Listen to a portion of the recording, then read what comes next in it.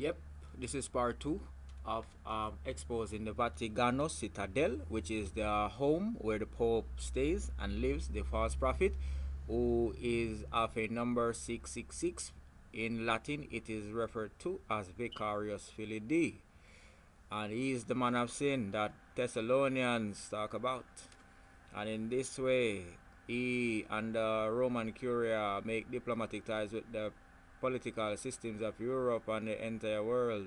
And in that way, they commit fornication with the kings of the earth. So this is what Yahshua was exposing in Revelation 17. It says that the woman that rideth the beast, located on seven hills, and the angel cried aloud and said, Mystery Babylon the Great, Mystery Babylon the Great have fallen, the mother of harlots and the abomination of the earth. If she is the mother of harlots, ask yourself this question: who are the harlots? It had to be the different churches that is offspring out of the Protestant movement. And whether the church are called by denominational or non-denominational means, it means that once they use the same names and titles as the Roman Catholic Pope does, and their curia and their Jesuits and priests and archbishops, they are all one and the same. Mother and then daughters. Alright, so let us continue part 2, and let us make known unto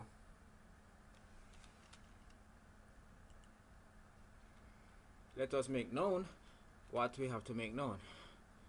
Okay, it said history. Early history.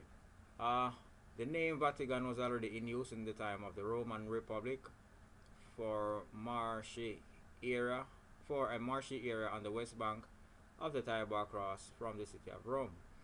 Under the Roman Empire, many villas were constructed there. After Agrippina the Elder in 14 BC to 18 BC, in the month of October AD 33, drained the area and laid out her gardens in the early 1st century AD. In AD 40, her son Emperor Caligula, on August 31st, in 12 AD to 24 AD, built in her gardens a circus for charioteers that was later completed by Nero. The circus Guy et Neronis, usually called simply the Circus of Nero. Even before the arrival of Christianity, it is supposed that this original uninhabited part of Rome, the age of Vaticanus, had long been considered sacred, or at least not available for habitation. A shrine dedicated to the Phrygian goddess Cybele and her consort Attis remained active long after the Constantinian Basilica of St. Peter was built nearby.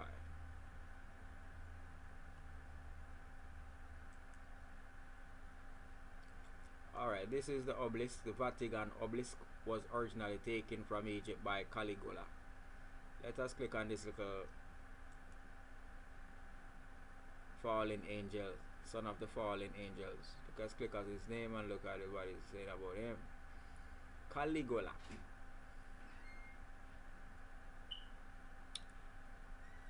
His name Gaius Julius Caesar Augustus Germanicus was a popular nickname of Gaius Julius Caesar Augustus Germanicus. 31st of August AD 12 to AD 22. January AD 41. Roman Empire AD 37 to AD 41. So Caligula was a member of the House of Rulers, conventionally known as Julio-Claudian dynasty. Caligula's father, Germanicus, the nephew and adopted son of the Emperor Tiberius, was a very successful general and one of the Rome's most beloved public figures. The young Gaius earned the nickname Caligula, meaning little soldier's boot. The diminutive form of Caliga, hobnailed military boot, from his father's soldiers while accompanying him during his campaigns in Germany.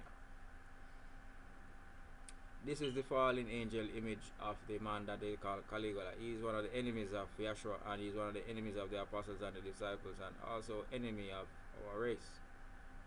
These are the Gentile Lucifer that sits up on the sides of the north.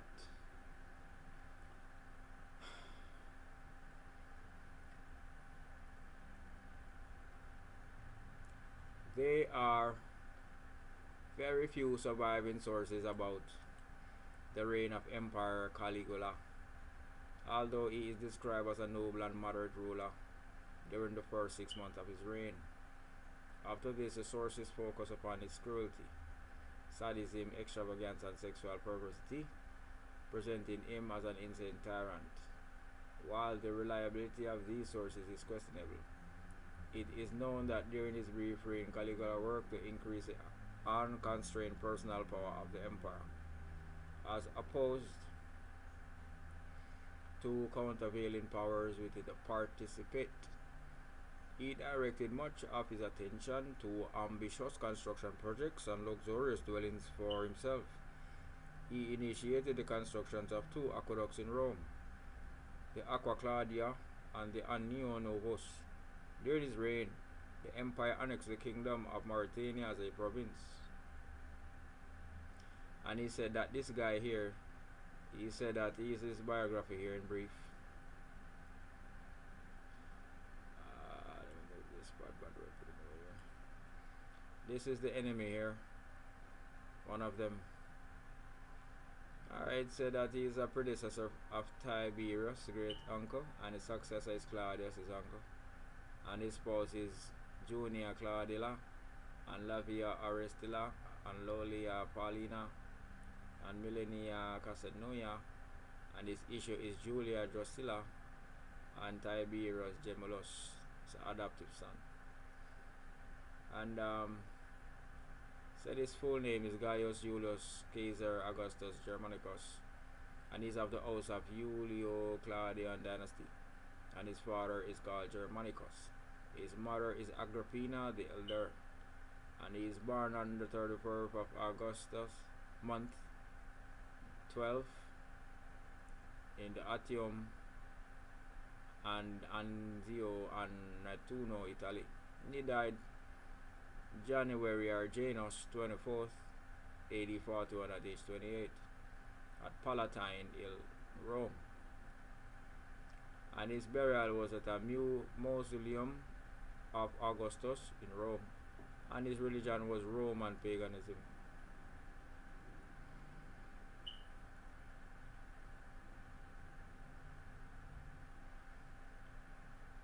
In the early AD 41, Caligula became the first Roman Empire to be assassinated, the result of a conspiracy by officers of the power of the Praetorian Guard, senators, and courtiers. The conspirators' attempt to use the opportunities to restore the Roman Republic was thwarted. On the day of the assassination of Emperor Caligula, the Praetorian Guard declared Caligula's uncle Claudius the next Roman Empire. I can bet they killed him because he was doing too much unrighteousness and he was too dominant in his own way. And people get tired of him and get weary of him, so be it on him. He deserved it. Like the other tyrants in the world. Early life and family. Caligula was born in Antium, modern Anzio, and New Nettuno, on the 31st of August 12 AD. The third of 6 surviving children born to Germanicus, and Germanicus' second cousin Agrippina the elder.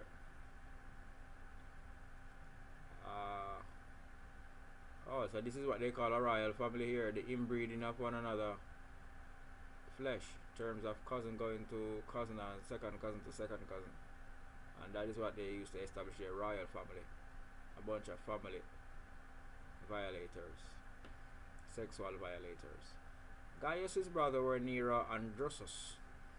His sisters were Agrippina the younger, and Julia Drusilla, and Julia Livilla. Gaius was nephew to Claudius, the future emperor. So wait a minute. I just read these names here. He had one of his wives to be Julius, Drusilla, and Julio Lavilla. Let me go back up here. See there? His spouse were, oh, it said Junio Claudina, Lovilla, and then his daughter is Julia Drusilla. Okay, very good. Him get off. Agrippina the elder was the daughter of Marcus Vipsanius Agrippa and Julia the elder. She was a granddaughter of Augustus and Scribonia. Funny name, man. Alright. Let's look at these wild beasts of the field.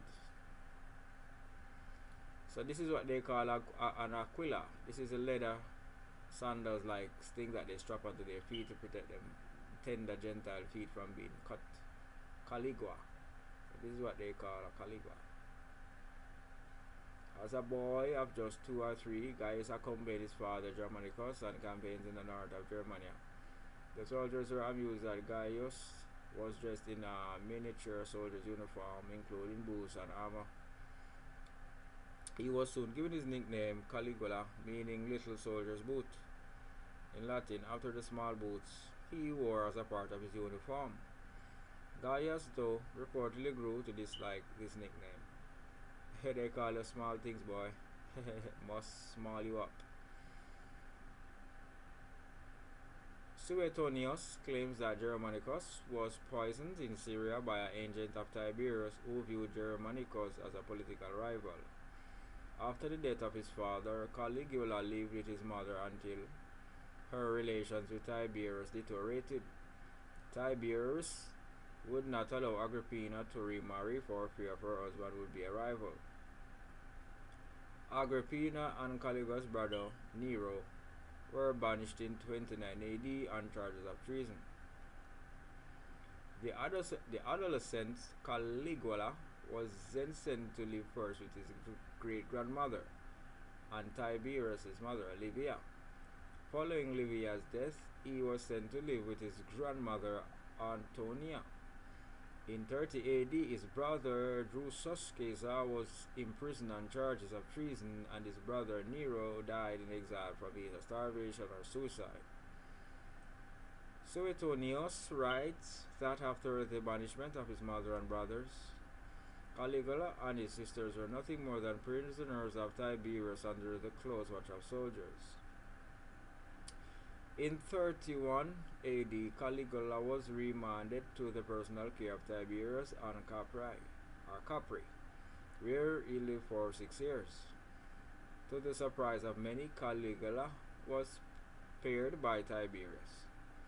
According to historians, Caligula was an excellent natural actor and, recognizing danger, hid all his resentment towards Tiberius. An observer said Caligula never was there, a better servant or a worse master. After he became emperor, Caligula claimed to have planned to kill Tiberius with a dagger in order to avenge his mother and brother. However, having brought the weapon into Tiberius' bedroom, he did not kill the emperor but instead threw the dagger down on the floor. Supposedly, Tiberius knew of this but never dared to do anything about it. Suetonius claimed that Caligula was already cruel and vicious. He writes that when Tiberius brought Caligula to Capri, his purpose was to allow Caligula to live in order that he prove the ruin of himself and of all men, and that he was rearing a viper for the Roman people and a phaeton for the world. In 33 AD, Tiberius gave Caligula an honorary quaestorship, a position he held until his rise to emperor. Meanwhile, both Caligula's mother and his brother Drusus died in prison. Caligula was briefly married to Junio Claudilla in 33, though she died during childbirth the following year. Caligula spent time befriending the Praetorian prefect Naevius Sutorius Macro, an important ally. Macro spoke well of Caligula to Tiberius, attempting to quell any ill will or suspicions the emperor felt towards Caligula. In 35 AD, Caligula was named joint heir to Tiberius' estate along with the Tiberius Gemellus. Alright, I think this would be end of part 2.